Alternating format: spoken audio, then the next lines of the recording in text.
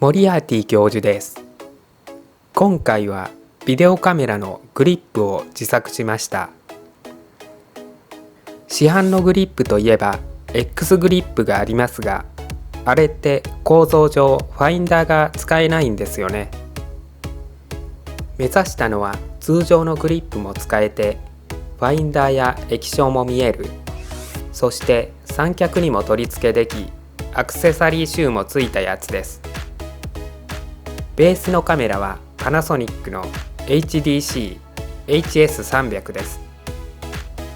市販の金具やネジ、寸切りボルトを組み合わせ、グリップには塩ビパイプを使っています。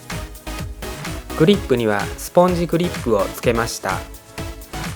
底面には三脚がつくので平らにするため、スマートリグのアルミチーズを使っていましたが、重いのとSD カードが取り外せないので 3D プリンターで作り直しました。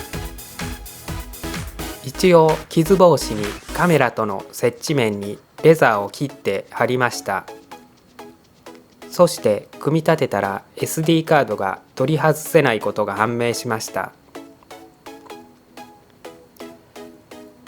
再度作り直して完成しました。バッテリーの取り外しもつけたままできるので非常に便利になりました。SD カードの取り外しもできるようになりました。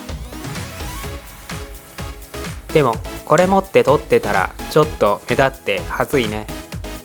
まあ森には興味ないか。